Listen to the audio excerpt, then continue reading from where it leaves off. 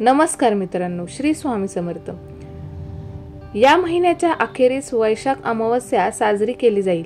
नेमकी तारीख आणि विधी जाणून घेण्यासाठी हा व्हिडिओ शेवटपर्यंत नक्की पहा।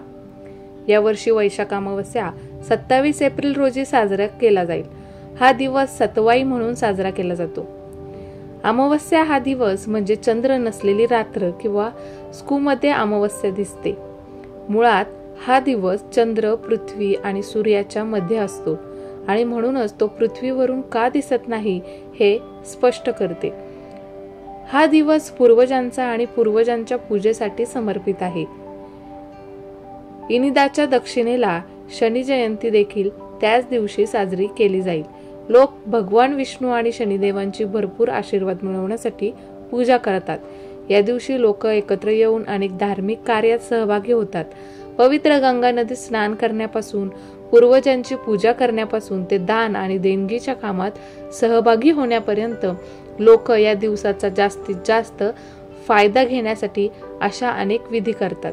वैशाख अमावस्या 2025 चा मुहूर्त 27 एप्रिल रोजी पहाटे 4:49 सुरू होईल आणि 28 एप्रिल रोजी पहाटे 1 वाजता संपून जाईल।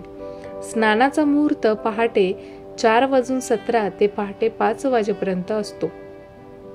लाभ सकाळी 9:01 पासून ते 10:40 पर्यंत।